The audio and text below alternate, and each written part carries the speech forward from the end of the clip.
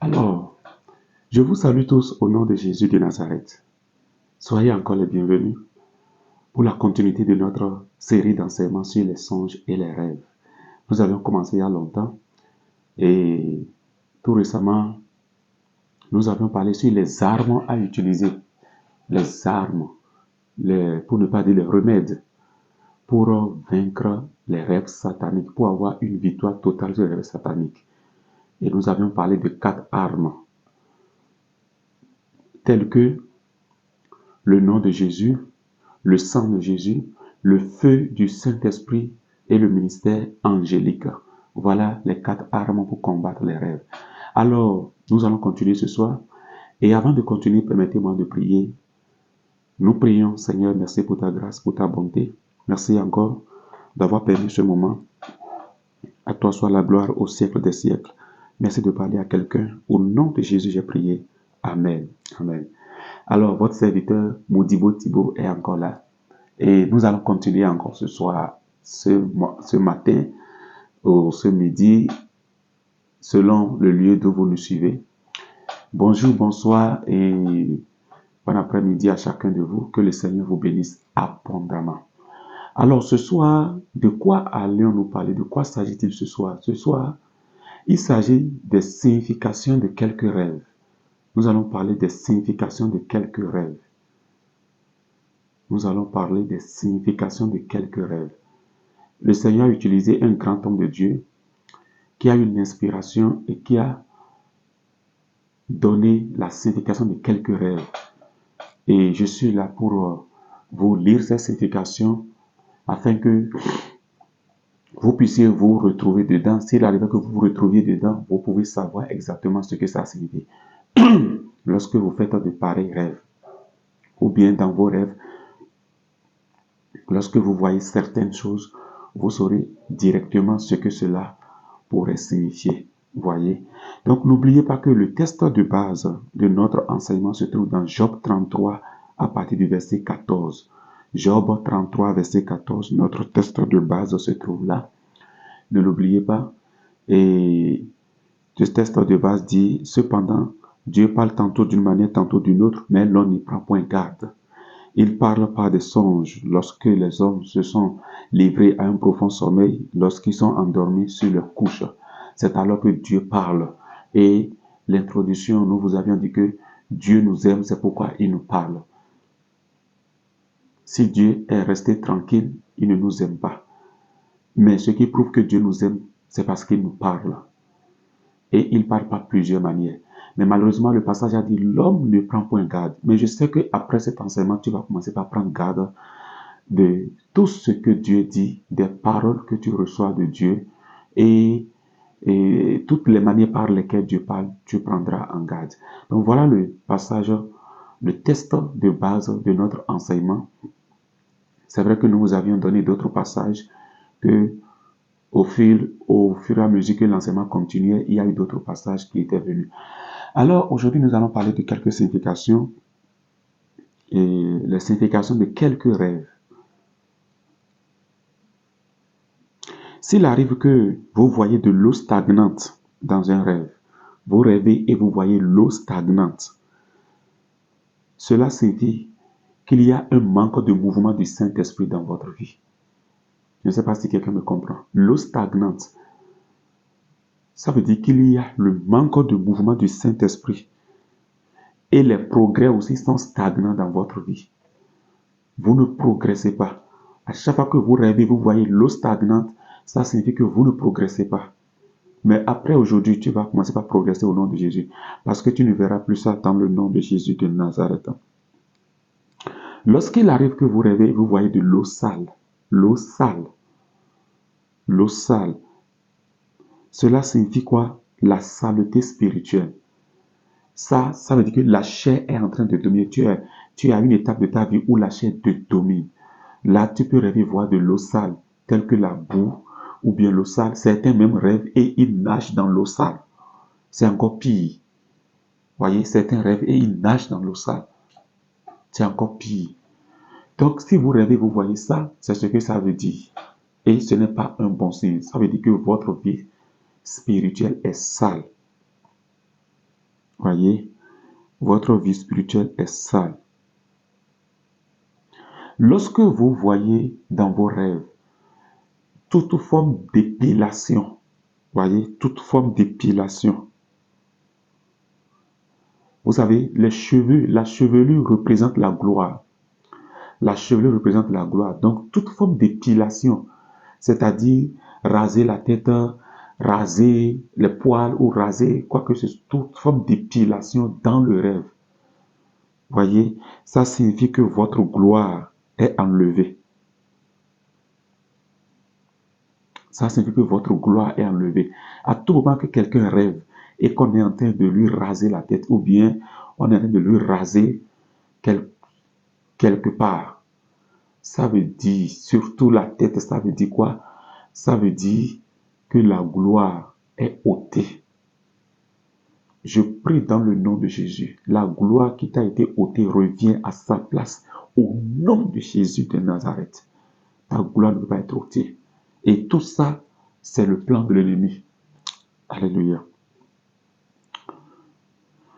Quelqu'un qui rêve, qui voyage, qui fait un voyage sans fin. Il y a des gens comme ça qui rêvent, qui font des voyages sans fin. Voyages sans fin. Ils voyagent, ils n'atteignent jamais la destination. Des voyages sans fin. Cela représente des efforts non rentables. Voyez, cela représente des efforts non rentables. Tu fais des efforts, mais ça n'a aucun rendement, ça ne donne rien. Que le Seigneur te délivre de ça au nom de Jésus. Écoute, quand tu écoutes ceci, tu dois prendre note. Et tu dois chercher, tu dois être en train de prier et entrer en esprit pour que le Seigneur te rappelle les rêves que tu avais peut-être que tu as oubliés. Voilà quelques significations qui pourront t'aider dans la prière. Que le Seigneur te bénisse pendant que tu suis. Amen. Lorsque tu rêves, par exemple, et tu vois que tu es conduit par des inconnus vers une destination inconnue, cela représente une vie sans profit et confuse. Quelqu'un qui rêve, qui est conduit par des inconnus, ou bien tu vas à une destination inconnue. Voyez? Donc cela représente une vie sans profit. Ta vie ne sera plus sans profit au nom de Jésus. Ta vie ne sera plus confuse au nom de Jésus de Nazareth. Il y a des personnes, par exemple, qui rêvent et dans leurs rêves, ils voient les portes se fermer juste avant leur arrivée. Voyez? Les portes se ferment juste avant leur arrivée. Ou bien juste avant la distribution. Voyez, à peine ils sont en train de distribuer quelque chose, lui, il arrive, à peine la chose termine. Voyez, donc tout cela représente, ça, c'est ce qu'on appelle, l'esprit de presque. L'esprit de presque. C'est comme on dit, j'ai presque fait la chose, mais je n'ai pas pu. Je voulais presque entrer quand la porte est fermée. On voulait me donner à peine lorsque je me suis réveillé. Ça, c'est presque, l'esprit de presque. Que le Seigneur te délivre de l'esprit de presque au nom de Jésus. Tu as toujours été peut-être dans presque, mais à partir d'aujourd'hui, ce ne sera plus le cas. Au nom de Jésus de Nazareth, ce ne sera plus le cas. Dans le nom de Jésus de Nazareth, les portes ne se fermeront plus derrière toi, mais tu vas entrer d'abord au nom de Jésus-Christ de Nazareth. Au nom de Jésus-Christ de Nazareth. Il y a quelques signes qui représentent la pauvreté. Il y a certaines choses, quand vous les voyez dans les rêves, cela signifie l'esprit de pauvreté. Ça veut dire la pauvreté est derrière vous. La pauvreté. Je vais vous citer ces signes-là, ces choses que vous voyez et qui représentent la pauvreté. Lorsque vous voyez dans vos rêves que vous êtes en train de dépenser de l'argent, lorsque vous voyez en train de faire des achats dans un marché, voyez, lorsque vous voyez en train de porter les chaussures usées dans le rêve, vous portez des chaussures usées ou bien des habits usés. Lorsque vous voyez en train de quémander en rêve, vous avez de demander de quémander en rêve. Lorsque vous voyez que vous avez des marchandises qui n'ont pas été vendues en rêve. Voilà les signes de la pauvreté. Lorsque vous voyez votre poche vide en rêve, ça c'est un signe de pauvreté. Lorsque vous voyez en rêve des voleurs entrer dans votre maison pour voler, c'est aussi un signe de pauvreté. Lorsque vous voyez dans vos rêves des souris un peu partout, des souris, c'est un signe de pauvreté. Ceux qui voient des souris en rêve, c'est un signe de pauvreté.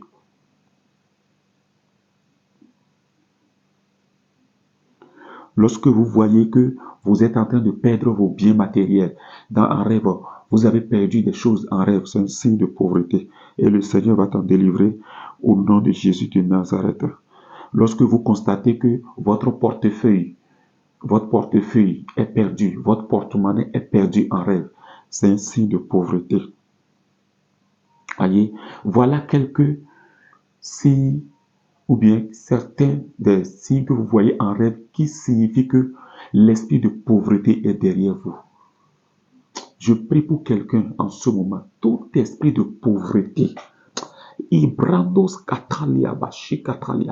tout esprit de pauvreté derrière toi, je déclare que ça prend fin au nom de Jésus.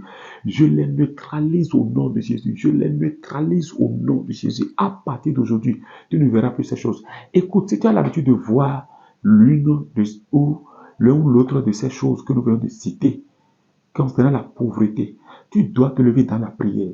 Tu as besoin de la prière. Tu as besoin de la prière, même de la délivrance.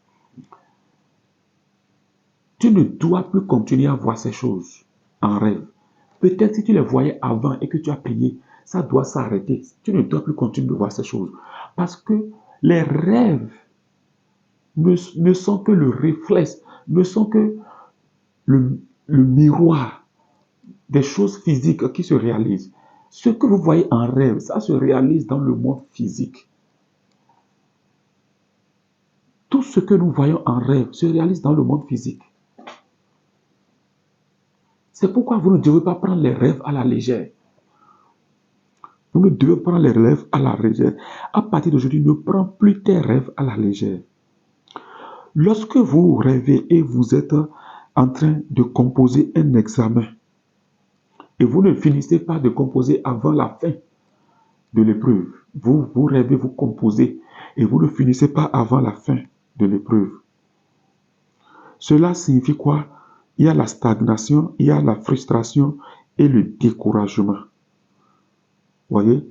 C'est ce que ça va causer dans votre vie. Ceux qui rêvent, qui sont en train de composer un examen, et ça ne finit pas avant le temps, ça veut dire que vous serez toujours découragé physiquement. Vous serez stagné dans la stagnation physiquement. Voyez? Et vous serez frustré physiquement. Donc, à chaque fois que vous voyez de pareilles choses en rêve ou en songe, vous devez vous lever dans la prière pour dire non à cela. Pour dire non à cela. Au nom de Jésus-Christ de Nazareth. Au nom de Jésus-Christ de Nazareth. Je prie pour quelqu'un dans le nom de Jésus-Christ de Nazareth. Ta vie ne sera plus jamais la même. À partir d'aujourd'hui, tu ne verras plus ces choses en rêve. Au nom de Jésus, je veux que tu déclares la guerre contre le diable qui t'attaque. Parce que assez, c'est assez. Écoutez, lorsque vous rêvez et vous voyez que vous transportez le panier en rêve, vous transportez le panier en rêve, c'est une indication que Satan a un plan contre vous pour vous faire souffrir financièrement. Tu vois que tu transportes le panier ou un panier en rêve. C'est un signe que Satan veut te faire souffrir. Tes finances vont souffrir. J'arrête cela dans ta vie au nom de Jésus. Au nom de Jésus. Au nom de Jésus. Nous allons continuer plus tard. Nous allons nous arrêter là pour aujourd'hui. Suivez-nous seulement. Nous allons continuer. Nous allons continuer. Suivez-nous. Je prie pour toi. Après avoir suivi ces quelques significations, il y a plusieurs significations. Peut-être si tu ne t'es pas encore retrouvé dans aucune de ces significations des rêves, sois connecté pour la suite. Parce qu'il y a plusieurs. Nous venons juste de commencer. Il y a plusieurs. Donc, la prochaine fois, nous allons continuer encore sur la signification de ces rêves. Au nom de Jésus, je prie pour toi, mets la main sur la poitrine. Librakatoboshi katalia, lebrakatalia basokotolia, masokotolia bashi katalia. Je prie pour quelqu'un au nom de Jésus. Tout esprit de pauvreté, tout esprit de stagnation qui est derrière quelqu'un, au nom de Jésus, je l'anéantis, je l'anéantis, je l'anéantis, je l'anéantis à partir d'aujourd'hui au nom de Jésus-Christ. Tout esprit de frustration, tout esprit de découragement, tout esprit d'échec, au nom de Jésus, j'anéantis cela. Tout ce que l'ennemi est en train de planifier dans la vie de quelqu'un, par les rêves, pour que cela se réalise physiquement, je détruis cela au nom de Jésus. Je détruis cela au nom de Jésus. Je détruis cela au nom de Jésus. Je voudrais que tu continues par prier, même après cette vidéo, entre en prière. Prie, n'importe où tu es. Commence par parler en langue. Parce que c'est des choses réelles. Tu les vois en rêve et ça se réalise ici. Peut-être tu ne savais pas que lorsque tu vois des souris en rêve, ça signifie la pauvreté. Des souris en rêve, ça signifie la pauvreté. Tu te vois en tenue usée, en chaussures usées, les chaussures gâtées. En rêve, c'est la pauvreté. C'est la pauvreté. Tu te vois en voyage sans fin. La stagnation. J'annule cela au nom de Jésus. Après cette vidéo, prie, prie, prie, prie. Et suivez-nous, s'il vous plaît. Partagez cette vidéo parce que ça va faire du bien à quelqu'un. Partage cette vidéo, ça va faire du bien à quelqu'un. Je répète, partage cette vidéo. Et abonnez-vous. Ceux qui ne sont pas encore abonnés, abonnez-vous, s'il vous plaît. Abonnez-vous. Et partagez. Demandez à vos amis de s'abonner. Au nom de Jésus.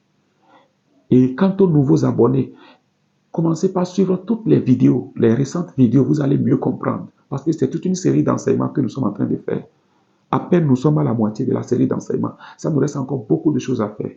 Je te bénis dans le nom de Jésus. Ta vie ne sera plus jamais la même. Au nom du Père, du Fils et du Saint-Esprit.